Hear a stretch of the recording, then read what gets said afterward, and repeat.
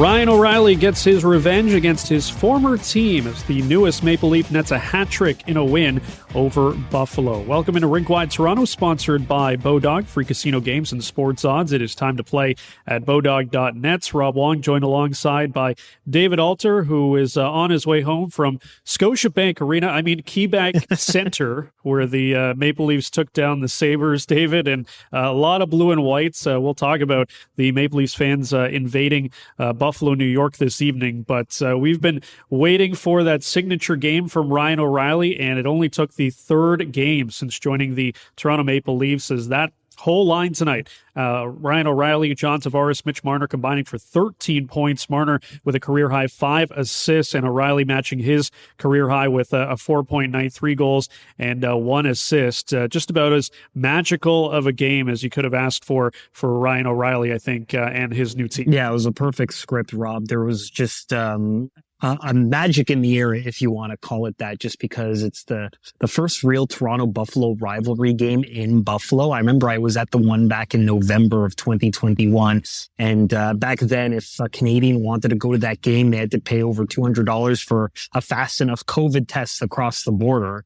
And so it was like about a third full. It had none of that energy, and tonight it was full of Leaf fans, and a perfect story for Ryan O'Reilly to get his first goal as a Leaf, first 3 goals as a Leaf, first hat trick away from home. I believe all of them were all home games in his other time that he got those hat tricks. So for him to kind of get it on the road and kind of feel like a home game was certainly a perfect script. And, you know, the big story about this was Ryan O'Reilly centering that second line with Tavares and Marner, and if that was going to find the chemistry and be a line that could play for a long time. And they certainly alleviated all doubts with the record amount of time that they managed to kind of put the points on the board. First time ever that 3 different Maple Leafs put up 3 points in the first period in franchise history. So you couldn't have written a better script for Ryan O'Reilly to get his first goal, first 3 goals the way he did it tonight. Yeah, it seemed to be a lot of history tonight. Taking a look at the NHL Public Relations Twitter account, they said, hasn't taken long for Ryan O'Reilly to make an impact with the Maple Leafs. He became the 9th player in franchise history to tally a hat trick within his first 3 games with Toronto, a list that includes 2 of his new teammates. Of course, Austin Matthews, 4 goals in his NHL debut. John Tavares, I actually forgot, had a hat trick in his 3rd game as a Maple Leaf, so matching Ryan O'Reilly tonight in Buffalo as the Maple Leafs pick up this 6-3 win. But before we talk more about that trio, let's hear from O'Reilly himself, who spoke about scoring a hat trick against his former team. Oh, yeah, for sure. Yeah, it definitely feels, I guess a little better than other buildings for sure. But anyway, it's, again, just to get on the board like that, to contribute tonight, get the first one out of the way too. So it's a good feeling right now. Throughout the game, obviously, it would have been nice to just shut the door and not let them get back into it. But, win's a win.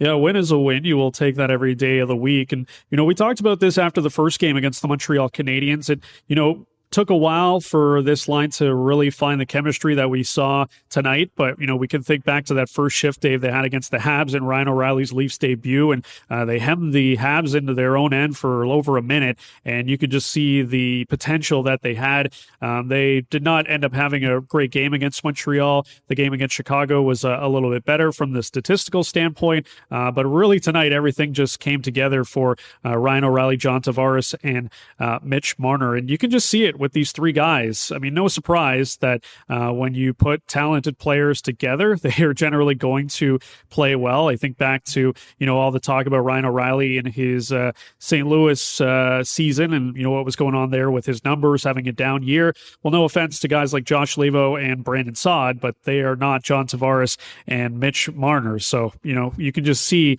that when you've put a guy like Ryan O'Reilly, who still has a lot of talent and still has a lot of ability left with very good players, that he can still do a lot of good things. Yeah, and certainly when he's in a position where he's going to be able to help load up that top 6 need on the wing by moving John Tavares over and seeing how that experiment works and they capitalize the way they did, it certainly just bodes well for the potential and the possibilities that that can come when they finally get a practice together. Like, that's one of the other crazy things about this is that it was a whirlwind debut, flying in from St. Louis, getting all this stuff done. And then after all of that, they're just able to find this chemistry immediately, like you mentioned, in that first game in Montreal, in that opening shift where Ryan O'Reilly nearly scored then. And then getting some rest, going to different cities and not really getting a full practice for systems and schemes, but the hockey IQ is just there that they're able to make it work perfectly. And so as a result of that, they're able to kind of get things going, and it's been a perfect fit.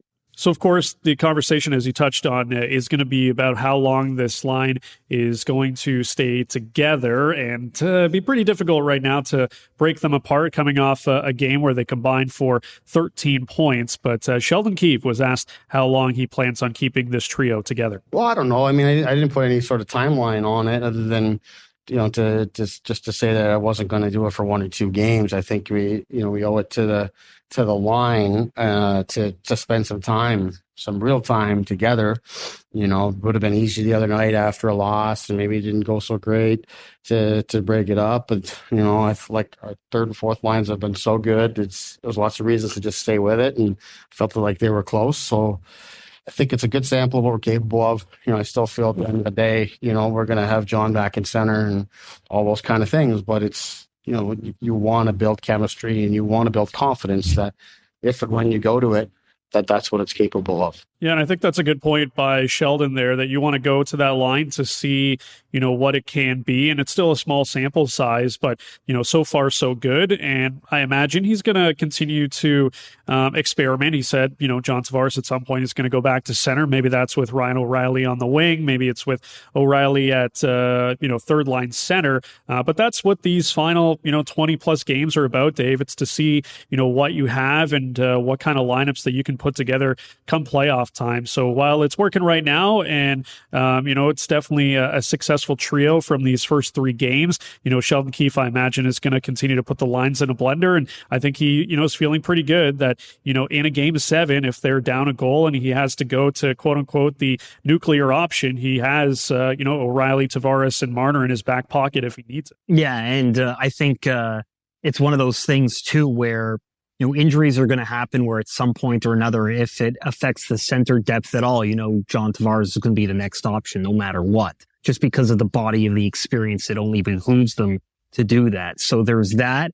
There's also the spread offense that the Leafs have tried in the later part of last season. Remember, they tried William Nylander on the third line to drive the line to see if they can just get 3 solid lines. And so it wouldn't surprise me if they go Matthews, Tavares, O'Reilly at some point, 1, 2, 3, just to see if that creates different kind of matchups and more favorable ways of playing against some of the other top lines in the NHL, as opposed to just what we saw in this game, which was as good as the Leafs were in that first period. They kind of dropped off a little bit, and it got a little bit interesting when Buffalo scored 3 in that third period. And then it became a 2-goal game. And, people, just Leaf fans, remember, this is one of those things where, it could get a little dicey. You got to be careful in that regard. So that's why there's going to be a lot of mixing and matching. My hope personally is that in that final 10, 12 games, they stop doing it and they figure out what their optimal look is so that guys can get comfortable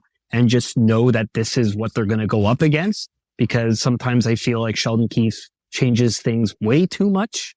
And then when it comes to making a huge adjustment in the playoffs, it may be the wrong time to do it, just because you kind of want to get some form of consistency and kind of stick to a game plan instead of just changing immediately when it's not working for a shift or 2.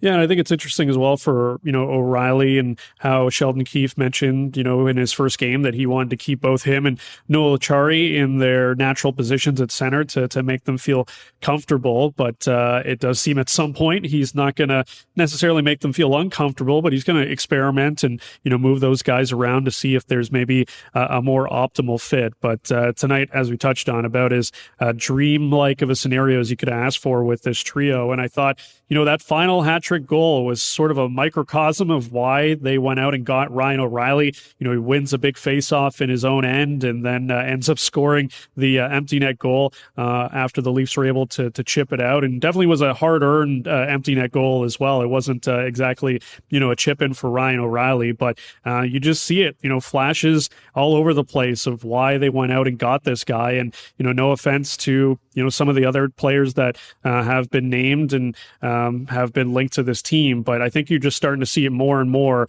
why it's such a good fit. That you can play him in so many different situations, and he still has a ton of left in the tank. He showed it a little bit there in Chicago the other night, had a backhand go off the crossbar, but it's just hard not to get excited about what this guy can bring to the team right now. No, for sure. I mean, look, there's so many different dimensions, and it was really hard to kind of get a real feel for what Ryan O'Reilly was for the St. Louis Blues this season, with the line mates that you mentioned earlier in this podcast, with a team that was on a downward swing.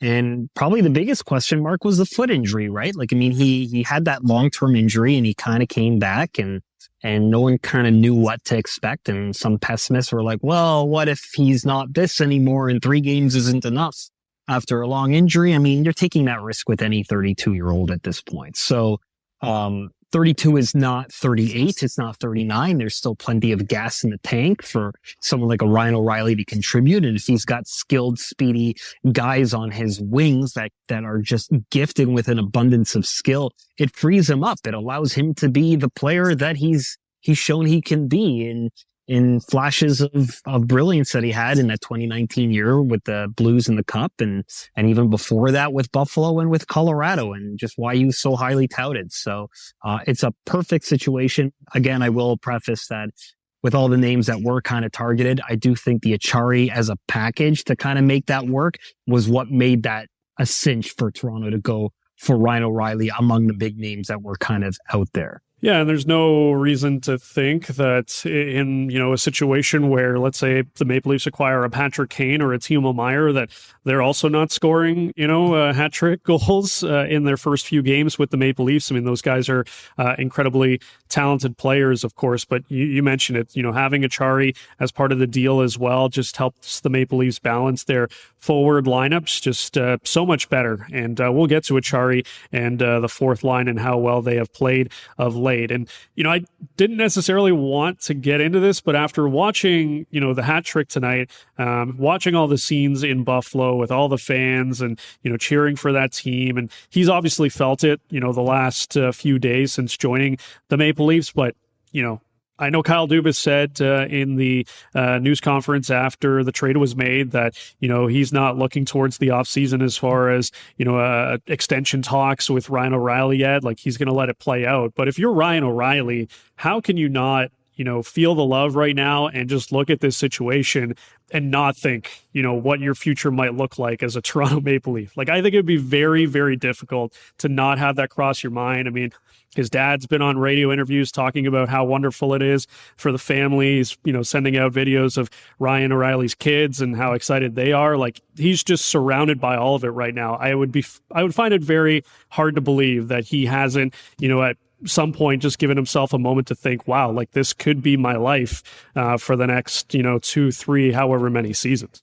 Yeah, Rob, I mean, look, it's one of those things that he was probably kind of thinking about what his future is going to be beyond this season, because it's a contract year. And despite what is said in cliches and interviews after the fact or before the fact, you know, retired players have told me all the time they're always thinking about their contract year and what it might be like and how they really have to kind of perform and do those kind of things. And, you know, there were those reports of what O'Reilly and the Blues were talking about in terms of money and term and what an extension was going to look like. It was obviously going to be a cap hit below the $7.5 million that he's making right now. And I'm sure Ryan O'Reilly and the Maple Leafs might be a fit, but it's one of those things where even if he has had time to talk about, he just, even in replies when we're talking to him, he's just talking so fast because he's just on this crazy adrenaline rush of what's been these last 4 days.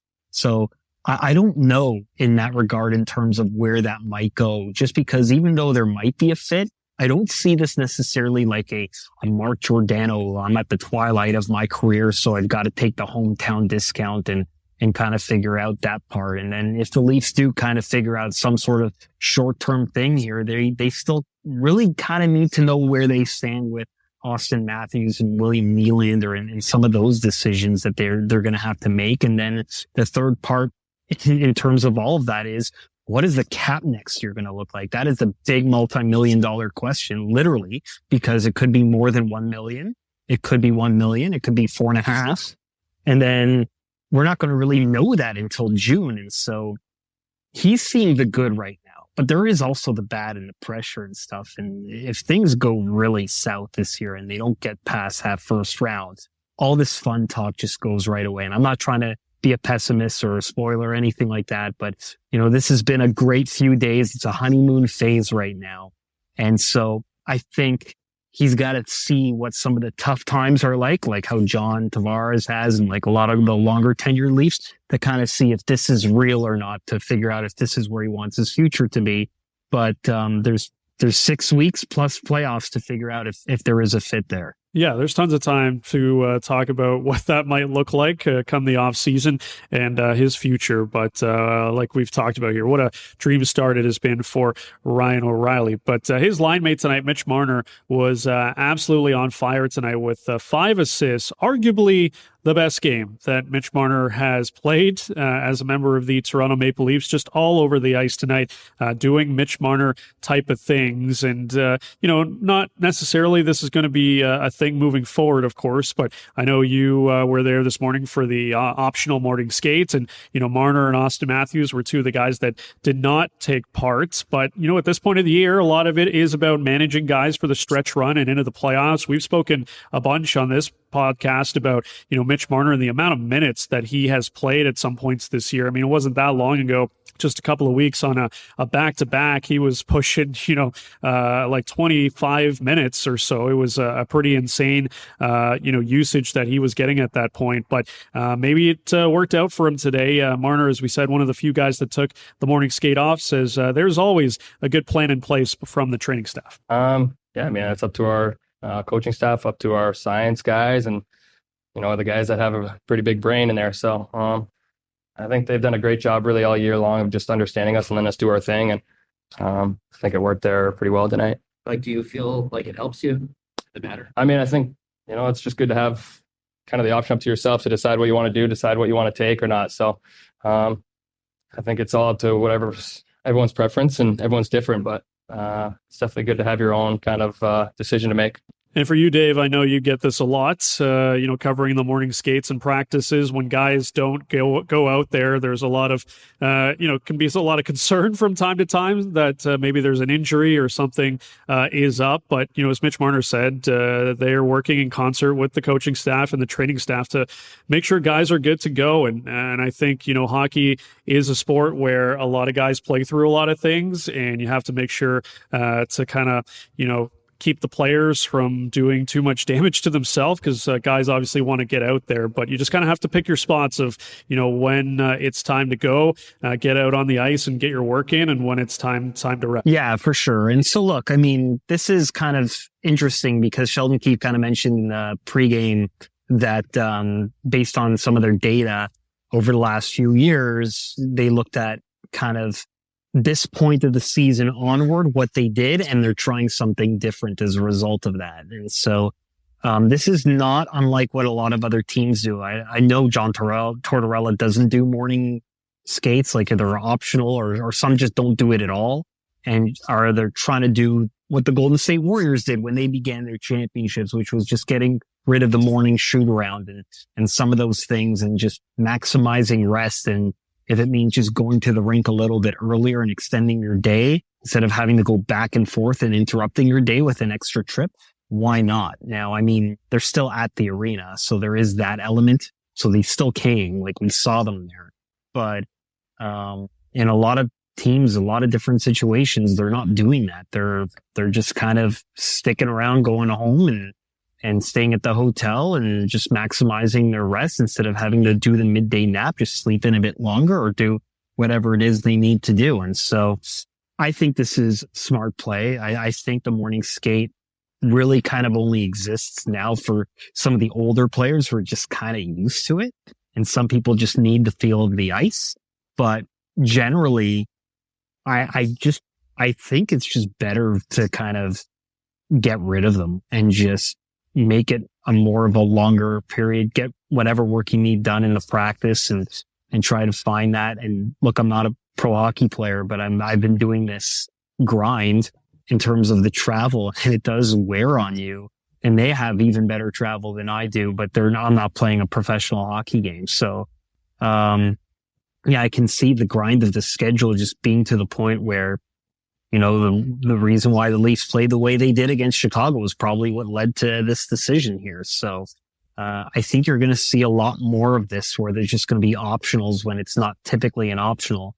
Usually Sheldon Keefe is maybe optional the day after a full practice. And that didn't happen here. It was an optional after a day off. And so I think they're just going to start prioritizing and maximizing rest and doing something different than they've done the previous years, because what's happened in the previous years is, well, they didn't get past the first round. So why not change it up? And I'm all for it.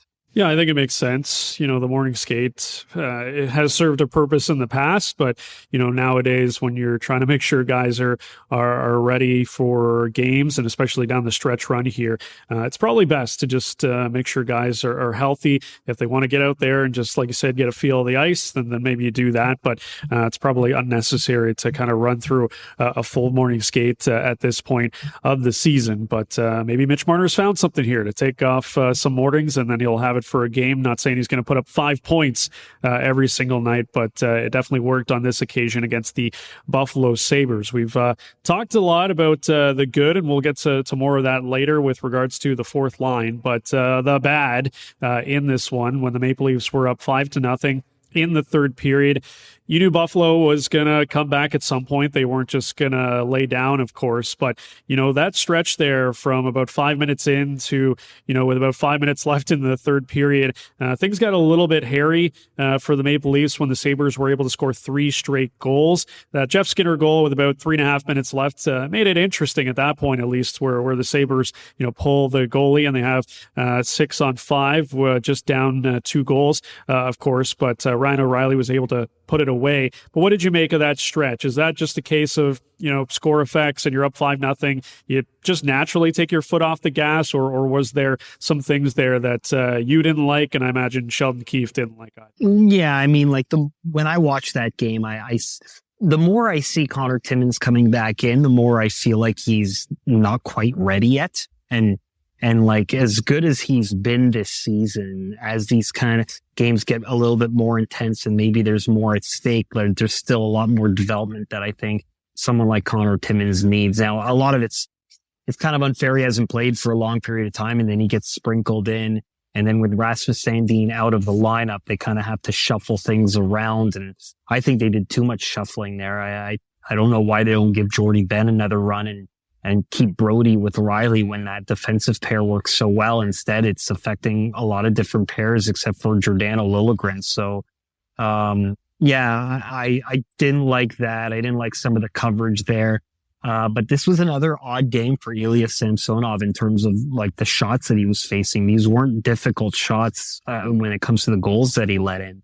And I'm not putting his game down or anything, and he certainly had the excuse for why he didn't perform pretty well against the Chicago Blackhawks, but I expected a little bit better in that. And, you know, he's talked about kind of being mentally focused, and even though it's 5-0, it might be tempting to kind of drop back a little bit. He's got to be square on it. And then when 1 becomes 2 and then 2 becomes 3, you're like, uh-oh. So, I think Samsonov needs a big game coming up here, perhaps on Friday, and just kind of, you know, alleviate some of that pressure, because that's a couple of games now where there's been goals that I didn't like that he gave up.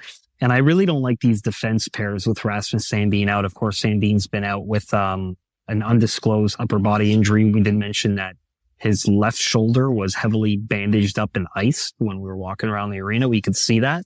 But Yeah, I don't like this left-right balance that they've got with Timmins in, and then they're moving Brody down, because I think it's affecting the team defensively when they have a better optimal look with Riley and Brody together. Yeah, I think for people that would like to see Kyle Dubas go out and get another defenseman, a game like this, definitely adds credence to that, maybe they just need a little bit more depth. Maybe they need a guy that can come in and be that sort of defensive stalwart on, the third pair if, some guys are banged up or, if there are injuries. I mean, this would be, the lineup that you're going with. I mean, Jordy Ben, I guess, could come back in. Victor Mete, as you mentioned as well. I mean, he's still a guy on the roster that could work his way back in. So they have some options, but maybe they just need a few more options. I'm sure there are people banging the drum for Luke Shen, as we see these reports that he's being held out now for good old trade-related reasons, as everybody is these days. But we'll see. I mean, still 10 days or so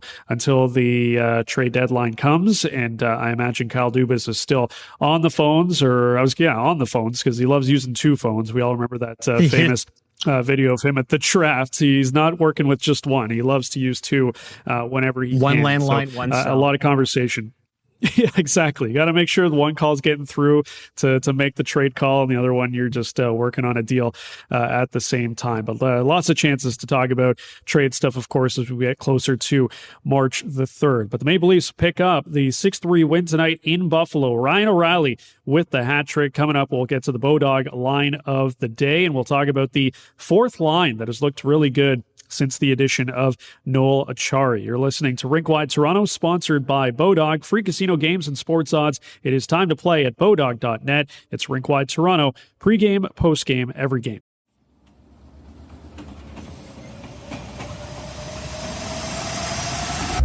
Naslund. We weren't afraid of facing any line or any deep pairing because we knew that we would generate offense. Bertuzzi. I was like, I can play in this league and I can play a big role in this league and I can be dominant if all the stars align. Morrison. There was a confidence that we believed if we went out and played the way we were capable, we could score every shift. Their story in their words. Unreal West Coast Express. Available now on Apple, Spotify, or wherever you get your podcasts.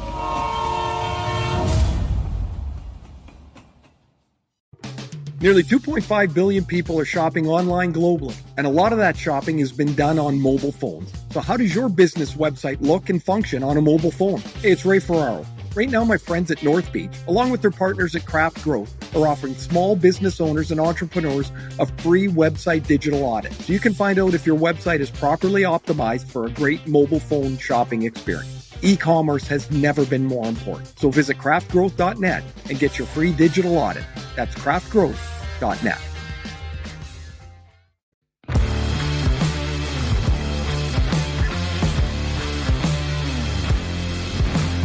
It is Rinkwide Toronto, sponsored by Bodog, the place to play free casino games and get the latest sports odds. Rob Wong, joined alongside by David Alter, who was in Buffalo, where the Maple Leafs picked up the 6-3 win over the Sabres. Ryan O'Reilly with his first 3 goals as a member of the Toronto Maple Leafs. Time for the Bodog line of the day. And go figure, Dave, we talk about this all the time on these post-game shows when the Leafs are playing against a former Maple Leaf, and it does feel like they score quite a bit. That being said, Ilya Lyubushkin did not score against the Toronto Maple Leafs in this one, but it was Ryan O'Reilly who gets the 3 goals. That was a Sabres fan's worst nightmare tonight, to not only have Ryan O'Reilly, who did not have a very good time as a member of the Sabres. We remember that infamous, quote that he had about sort of losing his love for hockey, and ultimately goes off to St. Louis where he wins a Stanley Cup. But the Leafs fans descending upon KeyBank Center tonight as well. I could see it from the television broadcast that it felt like a pretty wild time. I think if you were there as a Leafs fan, but you've been there many a time in Buffalo to watch these Leafs Sabres game. Did this one feel any different than they normally are? Yeah, I mean, this was right up there. I mean, the problem with a lot of the Leafs Sabres games in the past is the Leafs would usually lose. And so it would always be like that revenge Sabres game. Yeah, they may bring a lot of fans, but we're going to make them leave unhappy. And this was totally the opposite. I mean, I can't remember what it was, but there was a really long losing streak for the Toronto Maple Leafs that spanned many years where they just couldn't win at KeyBank Center. It was really strange. It spanned 3 different names of the build. I don't know if it was from Marine Midland, but it was when it was HSBC Arena and whatever it was after that or before that. So it was just really strange, but the vibe was always great. I remember 5 years ago, I asked Nazem Kadri about that Toronto Buffalo rivalry and just about the vibe because, I remembered he scored a goal there and he celebrated along the glass, and the banner photo on his personal Twitter account was that celebration of him in that visiting white jersey, banging the glass against a bunch of Leaf fans wearing Leaf jerseys along the glass, which is something you don't see at Scotiabank Arena because usually it's either occupied by suits or whatever it is. You just don't see a row of fans. And so it's just that vibe in that building. And I remember asking Kadri about it, and he said, yeah, I actually have that photo up in my room. So it was like a really big memorable moment of the Toronto Buffalo games there, where in a lot of ways they feel more like home games with fans that are just able to access it, or they're just Leaf fans that, through urban sprawl live further away from Toronto and along the Niagara region and are able to just go see a Leaf game from a shorter distance. So it was fun. Like I mentioned earlier, that game in November of 2021, I think it was a third full because Canadians would have had to pay for a COVID test and figure out a way to kind of come home that way. So there was that. And you mentioned Ilya Lyubushkin as well. And I actually got a chance to talk to him privately, just like what it was like, what the vibe has been since he signed there. He's really loving it there. He's friends with Ilya Samsonov. And, he also mentioned to me that he did talk to the Leafs at free agency to see if there was a fit, but it was just going to be pretty clear that he was going to be priced out of the market for what he ended up signing for Buffalo. So it didn't work out, even though he was a pretty good, top 4, possibly bottom pair. Certainly the Leafs could have used him in that bottom pair, but it just didn't work out. But yeah, the Toronto Buffalo vibe, it's been lacking for a little bit, but certainly it was as strong as ever on a game like this tonight. Yeah, it definitely was. And maybe there's the rivalry starting to brew once again with the Sabres seemingly turning things around. We'll see if they're able to snap their playoff losing streak, if you will, not being able to make the postseason for over a decade now. But yeah, crazy time tonight at KeyBank Center. And John Tavares, who's been a part of a few of these games now, says it's always fun seeing Leafs fans in Buffalo. It was awesome. I noticed that obviously my first couple of years, last year it definitely wasn't quite where it has been, and today was pretty spectacular.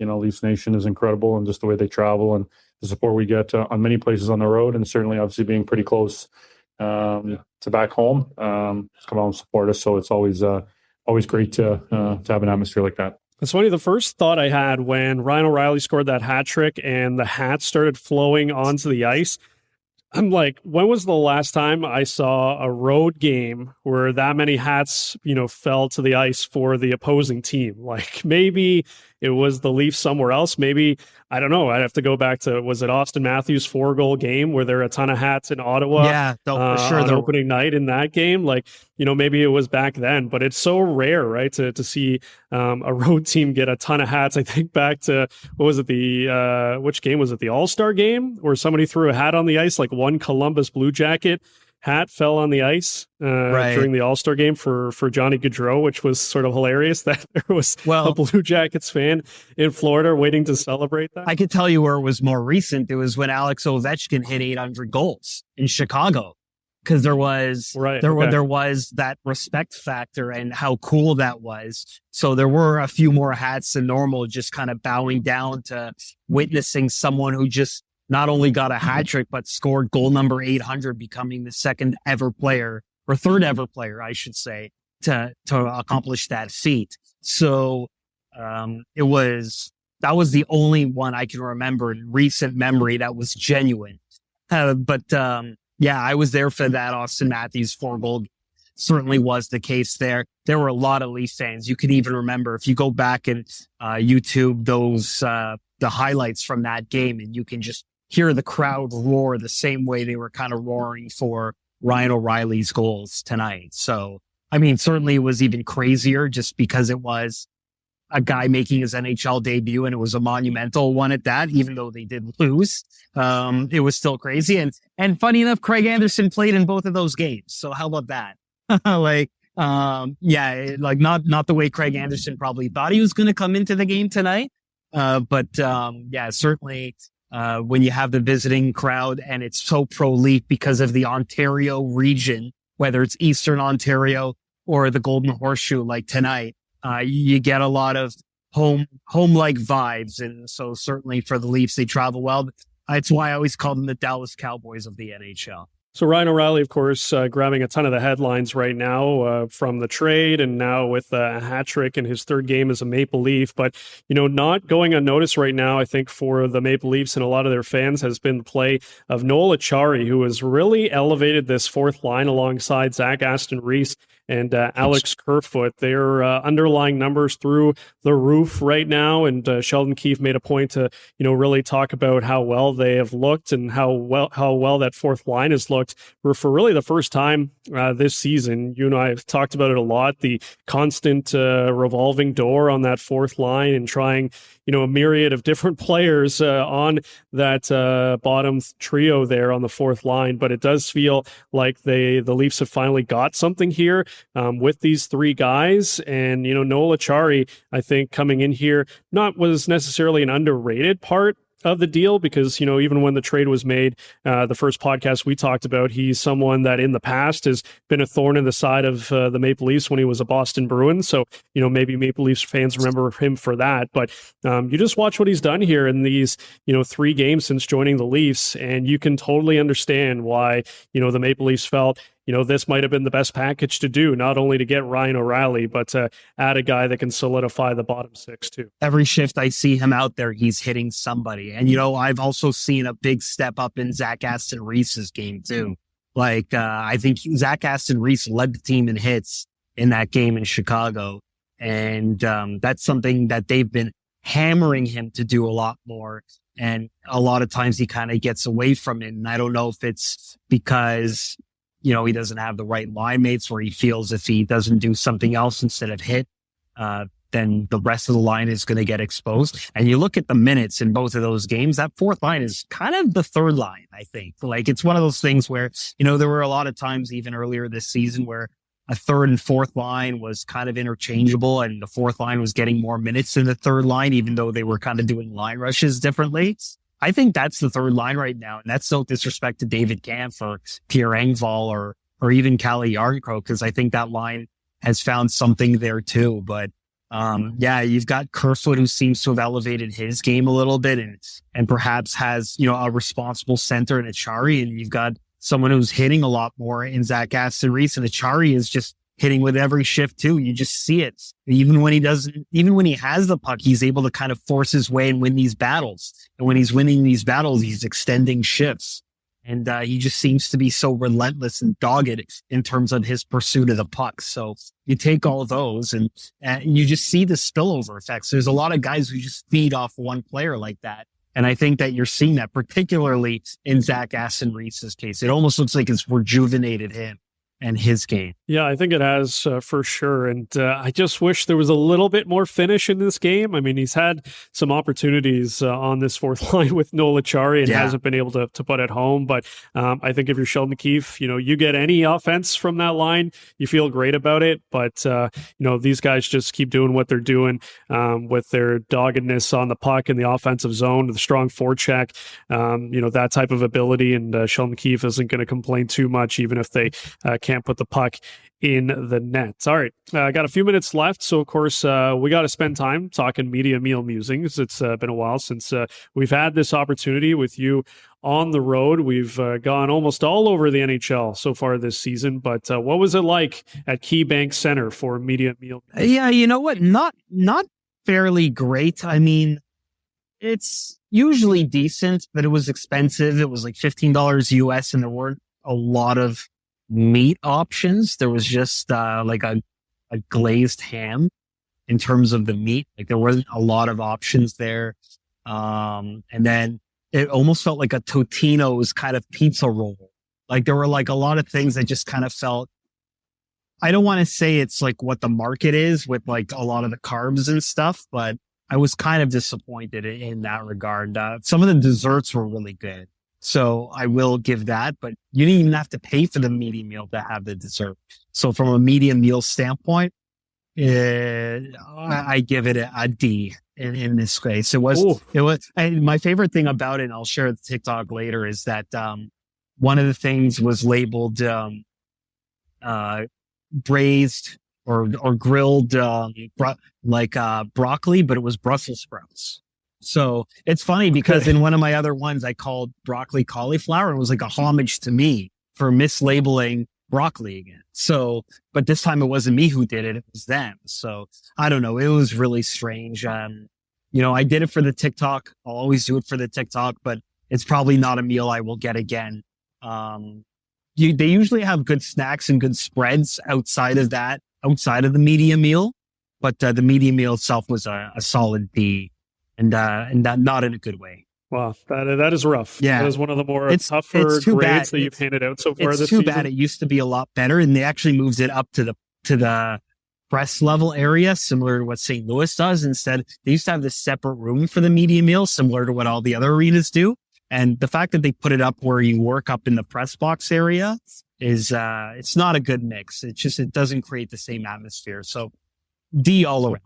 All right. Well, luckily that's, one of the few times you're going to have to be there this season. So good for you that it's not going to be a constant trip to the Buffalo Sabres media meal. But before we wrap things up, a little peek behind the podcast curtain. You are no longer at KeyBank Center. You're working your way back to the beautiful city of Toronto. And on your way through, the border, you had an interesting story. Let the people know what went down. Yeah. So what was really interesting is I'm hitching a ride with TSN because I flew in and I didn't have a car. So obviously, this was going to be my way home, except for I could have taken a flight, but I would have to go to DC. There's no direct flights Buffalo to Toronto. So this was one of the best options. And I'm very grateful for TSN for helping me out in that regard.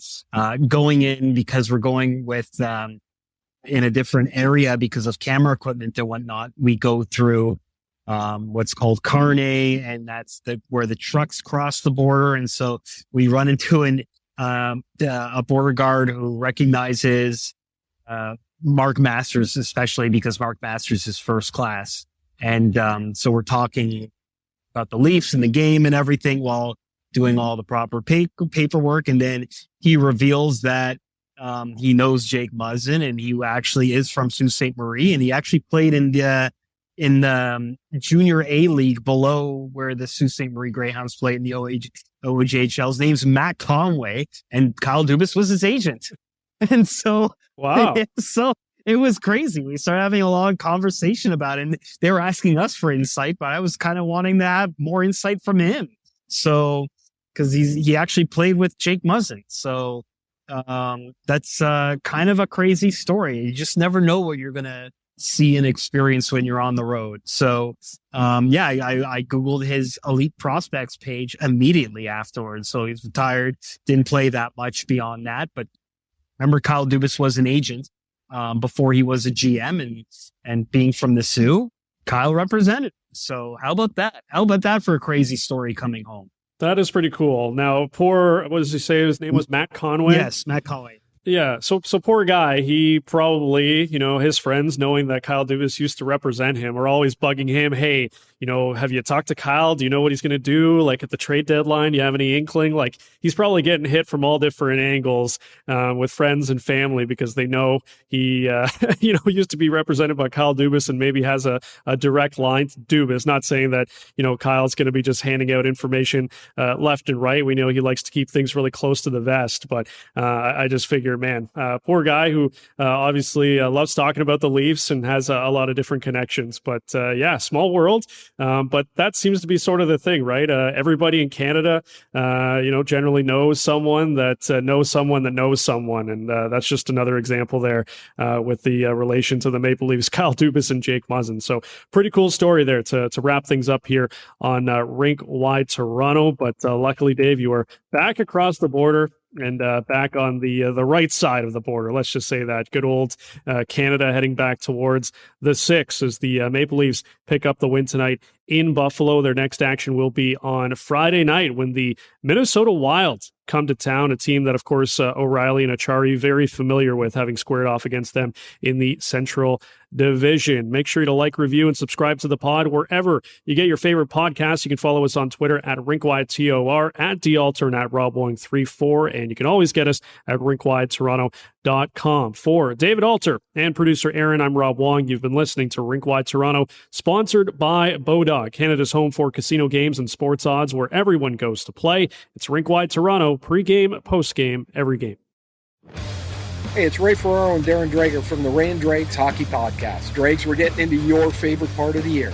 It's insider season. Yeah, the March 3rd trade deadline is in sight, and general managers' phones are ringing as front offices are trying to figure out what they're doing, buyers, sellers, and the storylines, Ray, and the trade rumors, they're blowing up now across the league. Yeah, we got it all covered, Dregs, along with the top hockey guests, twice weekly, here on the Ray and Dregs Hockey Podcast. Check us out everywhere you get your podcasts.